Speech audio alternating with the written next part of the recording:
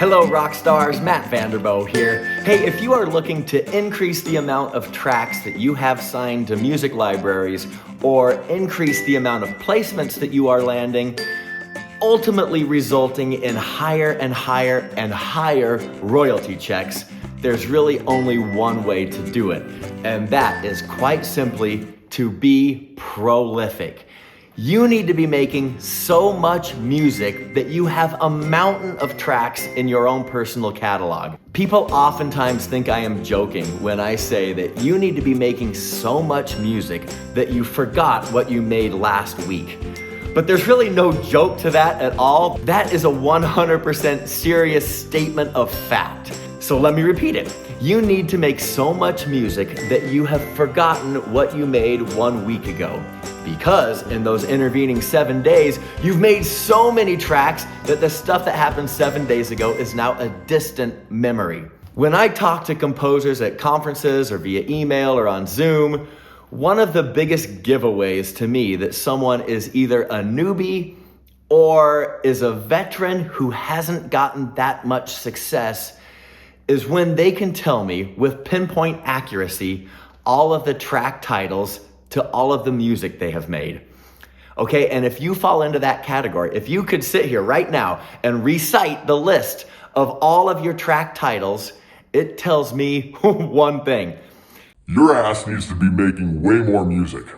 You shouldn't be able to know the titles, and I'm not talking about cognitive ability here or signs of early onset dementia. I'm just talking about the breadth of your catalog. It needs to be so huge that you don't even know the names anymore because there's so much stuff in there. Now, this advice comes on the heels of something else. So first of all, I am assuming that the music you are making right now is of good enough quality and usable enough to be appropriate and usable for TV shows. And what I'm really assuming is that you've watched my Music 101 playlist. So if you haven't yet, click this link and watch all of those videos where I go over all the strategies I use as far as arrangement, composition, sting endings, lead-ins, edit points, blah, blah, blah. It's all there. Okay, so if you are doing all those things, then your music is probably at a pretty close level to landing successes. But just because your music is there, and maybe just because you are already landing a few placements, does not mean you are going to get rich by any means, because the sad fact of the matter is that much of the music you write will go on to get you a whopping $0. Yes, zero with a capital Z. Let me say that again. A lot of your music will make you nothing. And then there are going to be some tracks that might make you $20 to $100 in a good quarter. That's not enough to get you rich, but if you just do the math in your head and say, okay, well, if I get $20 off of this placement, if I had 100 of those placements, now I'm talking about $2,000. yeah, that's right. That's the way this game works. But you have to have enough music in your catalog to be building this revenue stream so that you've got 20 plus 20 plus 20 plus 20 plus 20 plus 20. And every now and then you are going to have some silver tuna in your catalog, probably one of the tracks that you least expect, that is going to land some type of slam dunk, home run, grand slam, touchdown, whatever sports analogy you want to use. And it's going to nail you somewhere between $500 to maybe $1,000, maybe more than $1,000, maybe $2,000, $3,000, $4,000, $5,000. And those are the big ones, but we can't always bank on those. Your royalty checks are largely going to be composed of $20 to $50 added up here. And sometimes you're going to see placements for $5, some for 10 cents. But a lot of your catalog is going to get you nothing. Okay, so you just need to be making so much music that the nothings become irrelevant and all of the little mediocre payments add up into a big treasure chest, and then every now and then you get that golden goose on top of it. This is how your checks really add up. But in order to get there, you have to have hundreds and hundreds and hundreds of tracks in your catalog working for you. Now, in the coming videos, I'm going to give you strategies on how to set personal goals and how you can keep yourself accountable to hitting those goals every year.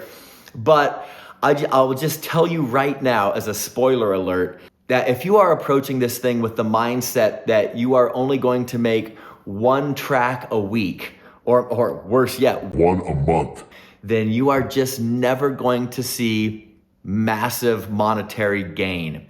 And that's okay. If you are in a position where you already have a great job that you enjoy, that pays really well, and this music thing is just a little side weekend warrior hobby thing, and you would love it if you got a placement because that would just be a bucket list thing for you, but you're not necessarily in it to make a full-time job out of it, then okay, yeah, one track a week, even one track a month, that could get you to where you want to be.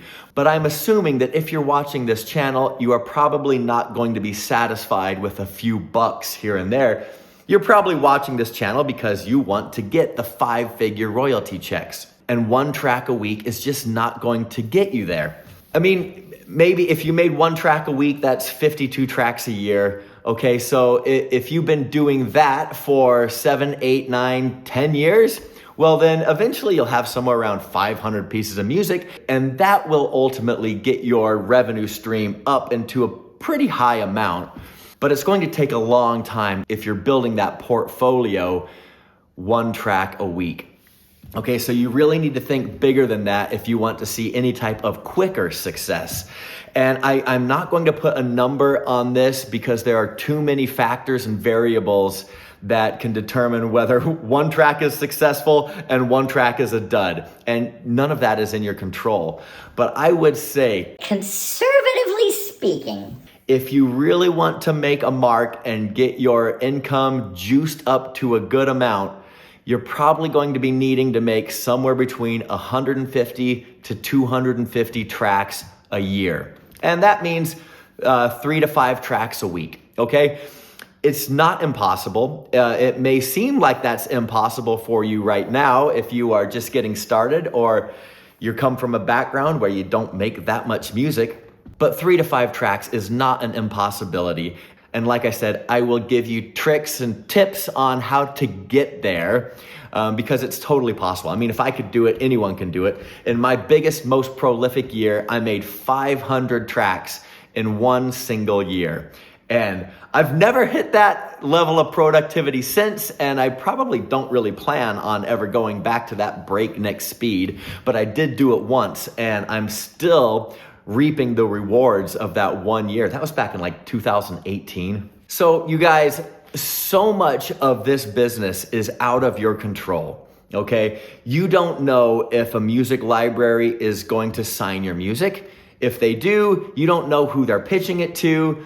You don't know what the good libraries are from the bad libraries. And you probably won't know until you've given them a couple of years to play out. But once your music is in libraries, you don't even know if the editors are going to gravitate to your music, if the music supervisor is going to be signing contracts with the libraries that you are in. I mean, so much of this is out of your control. The only two things that you are able to control is the quality of your music and 2, the quantity of your music. That's it. The rest of all the other puzzle pieces, that's up to other people. So the quality and the quantity, those are up to you. And I want you to know that right now, because as it comes time to set goals for the next year, you need to be setting lofty goals if you want to achieve lofty results. You need to be pushing out more music than my dogs push out poop. Then a politician pushes out emails around election time. Then Marvel pushes out crappy comic book movies. You need to be pushing out more music than baby oil at a Puff Daddy party. Too soon. So be prolific. Make so much music that you forgot all about what you made last week because you've made so much since then. That is no joke, baby. You know, but what is a joke is what I'm going to end this video on. So here goes. Why was the mushroom always invited to parties? Because he was a fun guy. All right, rock stars. Talk to you later. Toodaloo.